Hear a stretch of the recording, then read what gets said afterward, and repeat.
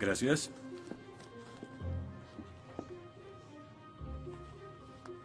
Disculpe, señor... Wheaton. Josh Wheaton.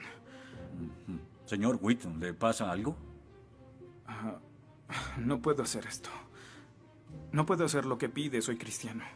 No, no se preocupe, aún puede regresar a su dormitorio, arrodillarse y orar al lado de su cama si quiere. Lo que haga con su vida es su problema, pero lo que haga aquí en la clase es el mío. Yo no puedo. Muy bien, señor Wheaton. Déjeme explicarle la alternativa. Si no puede admitir que Dios está muerto para el propósito de esta clase, entonces tendrá que defender la antítesis de que Dios no está muerto y será enfrente de la clase, en el atril. Y si falla, que de hecho lo hará, perderá esta sección que equivale al 30% de la nota final de este curso. ¿Lo acepta? ¿Quién decide si gano o pierdo la discusión? Pues yo lo haré. Es mi clase. Yo dirijo. La evaluación es mi privilegio. Con todo respeto, pero no creo que sea objetivo. ¿Y qué es lo que propone? Bien. ¿Y qué tal ellos? Bien, es interesante, pero ¿por qué darles el poder a ellos? Ya los convenció. Lo que debo hacer es desconvencerlos, para que admitan su error.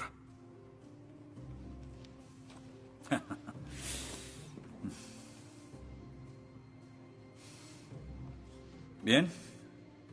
Señor Wheaton, tendrá 3 sesiones los últimos 20 minutos de las próximas 3 clases para que exponga su punto. Le prometo que haré las menores interrupciones posibles. Puede pedir lo que quiera en la clase, pero no le daré más tiempo. Los ateos dicen que nadie puede probar la existencia de Dios. Y tienen razón. Pero yo digo que nadie puede refutar que Dios existe.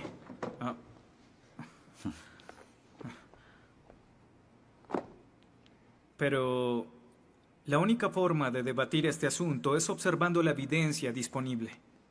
Y es lo que vamos a hacer. Pondremos a Dios en un juicio. Con el profesor Radisson como fiscal y yo como el abogado defensor. Y ustedes como el jurado. La mayoría de cosmólogos están de acuerdo con que el universo empezó hace 13.7 billones de años en un evento conocido como la Gran Explosión. Ahora, analicemos la descripción del físico ganador del premio Nobel Steven Weinberg de cómo habría sido la Gran Explosión y, ya que él es ateo, podemos estar seguros de que no hay ninguna inclinación religiosa en su descripción. Al principio, hubo una explosión y en 3 minutos, 98% de la materia que hay o habrá se produjo. El universo apareció. Por 2500 años, la mayoría de científicos estuvieron de acuerdo con Aristóteles, con la idea de que el universo siempre ha existido sin inicio o final. Pero la Biblia no está de acuerdo. En 1920, el astrónomo belga Georges Lemaitre, teísta, que de hecho... ¿Qué es un teísta? Un teísta es alguien que cree en la existencia de Dios. Dijo que todo el universo saltó a la existencia en 1/1000.000 de 1/1000.000 de segundo. De la nada, en un inimaginable destello de luz. Así es como esperaría que el universo respondiera si Dios hubiera dado la instrucción en Génesis 1:3 que exista la luz. En otras palabras, el origen del universo apareció como se esperaría después de leer Génesis y por 2500 años. La Biblia tiene razón y la ciencia está equivocada. Todo apunta a un Dios que lo creó, verán. En el mundo real no se ven cosas que se salgan de la nada, pero los ateos quieren hacer una excepción en esta regla. Específicamente en el universo y... Pero en su libro El espejismo de Dios, Richard Dawkins dice que si me dices que Dios creó el universo, entonces tengo el derecho a preguntar quién creó a Dios. La pregunta de Dawkins solo tiene sentido en términos de un Dios que ha sido creado. No tiene sentido en términos de un Dios no creado. que es la clase de Dios en el que creen, incluso dejando a Dios fuera de la ecuación, tengo el derecho de devolverle la pregunta al señor Dawkins y decir, si el universo te creó, ¿quién creó el universo? Ven, tanto teístas como ateos están agobiados por contestar la misma pregunta de cómo iniciaron las cosas. Lo que espero que entiendan de esto es que no hay que cometer suicidio intelectual para creer en un creador tras la creación, y en la medida que descarten a Dios, se verán obligados a encontrar una increíble explicación de cómo las cosas iniciaron.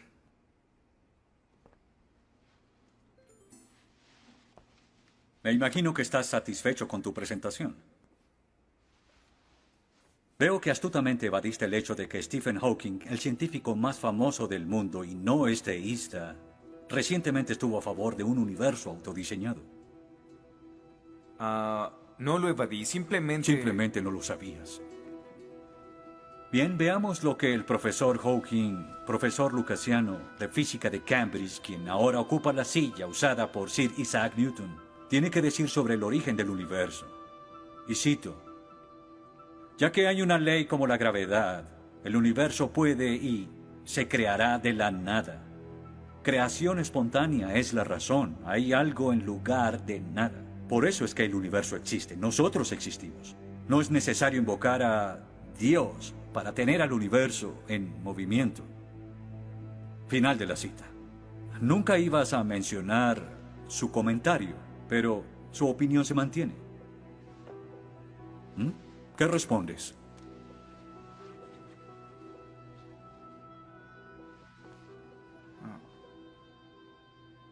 No sé.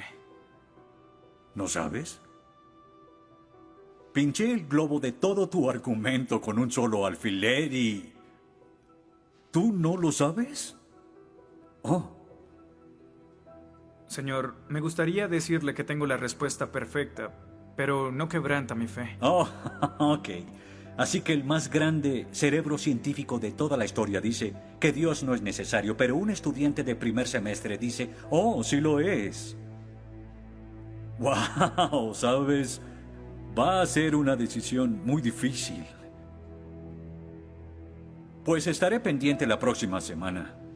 Se acabó la clase. Gracias a una ley como la gravedad, el universo puede y se creará de la nada. Y para ser honesto, no sabía cómo refutarlo.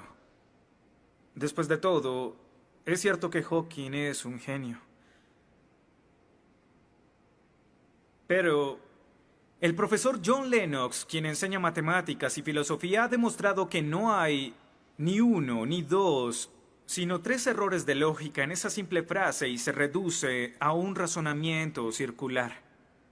Hawking básicamente está diciendo que el universo existe porque necesitaba existir, y como el universo necesitaba existir, se creó a sí mismo.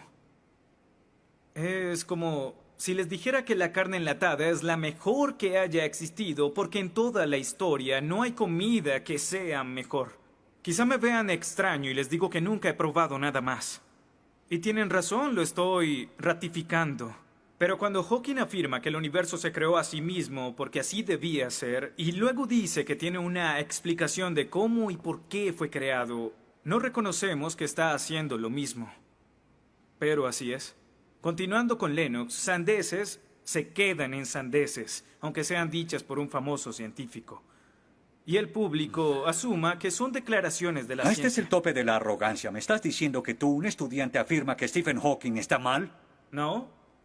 Lo que digo es que John Lennox, profesor de matemáticas y filosofía, encontró que las razones del profesor Hawking son incorrectas. Y si no soporta mi desacuerdo con Hawking, le sugiero que vaya a la página 5 de su libro, en donde insiste en que la filosofía está muerta. Y si está tan seguro de la infalibilidad de Hawking y la filosofía realmente está muerta, entonces no hay necesidad de esta clase. El mal. Se dice que el mal es el arma más potente del ateísmo contra la fe cristiana. Después de todo, la existencia del mal nos lleva a una pregunta. ¿Y si Dios es tan bueno y tan poderoso, ¿por qué permite que el mal exista? La respuesta a esto es muy simple. Libre albedrío. Dios permite que el mal exista por el libre albedrío. Desde el punto de vista cristiano, Dios tolera el mal en este mundo por un tiempo para que un día todos los que eligieron amarlo estén con Él en el cielo, apartados del mal, pero con el libre albedrío intacto. En otras palabras, la intención de Dios con el mal es destruirlo un día. Oh, qué conveniente. Un día me desharé de todo el mal del mundo, pero hasta ese momento tendrán que lidiar con las guerras, holocaustos, tsunamis, pobreza, hambruna y sida. Que se diviertan. Luego nos enseñará sobre el absolutismo moral. ¿Pero por qué no?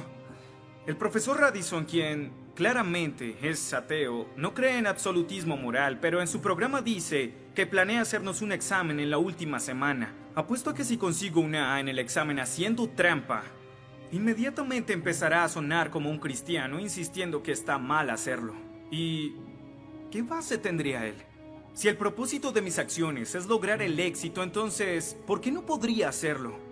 Para los cristianos, el punto de la moralidad, lo que constituye lo bueno y lo malo, es una línea directa que nos conduce hacia Dios. Oh, estás diciendo que necesitamos a Dios para ser morales, que una moral atea no es posible.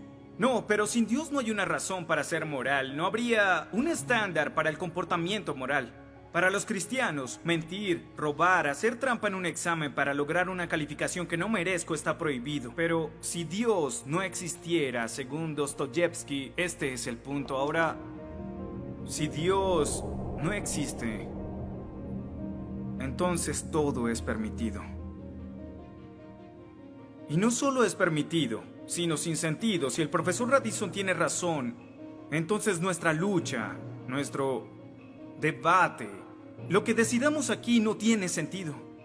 Nuestras vidas, nuestras muertes no serán diferentes a las de un pez dorado. Oh, qué ridiculez. Después de toda tu charla, ¿quieres decir que solo hay una opción?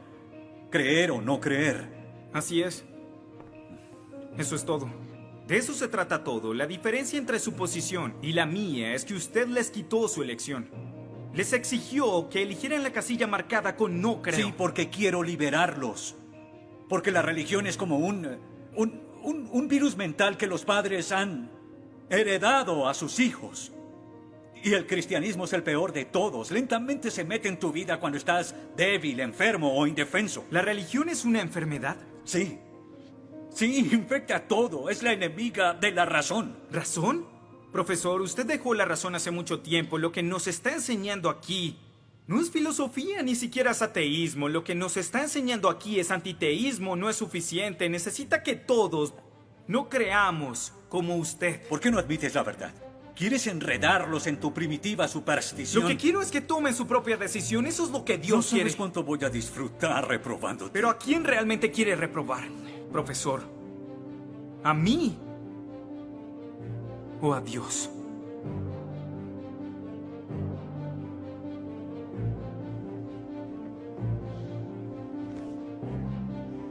¿Odia a Dios? Ni siquiera es una pregunta. Ok. ¿Por qué odia a Dios? Esto es ridículo. ¿Por qué odia a Dios? Responda a la pregunta.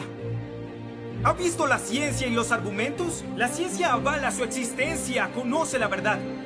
¿Por qué lo odia? ¿Por qué? Esta es una pregunta simple, profesor. ¿Por qué odia a Dios? Porque Él me quitó todo lo que era importante para mí. Sí, yo odio a Dios. Todo lo que siento por Él es odio.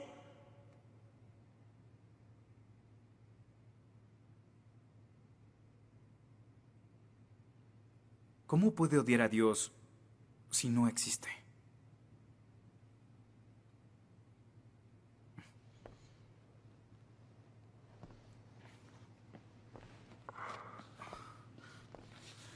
No probaste nada. Quizá no.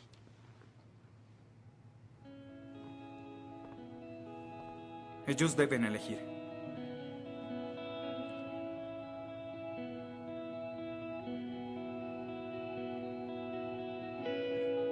¿Está Dios muerto?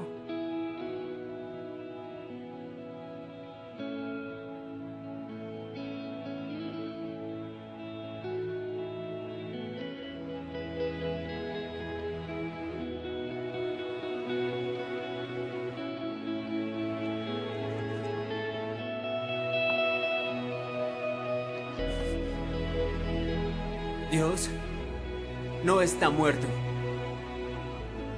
Dios no está muerto. Dios no está muerto. Dios no está muerto. Dios no está muerto. Dios no está muerto. Dios no está muerto. Dios no está muerto.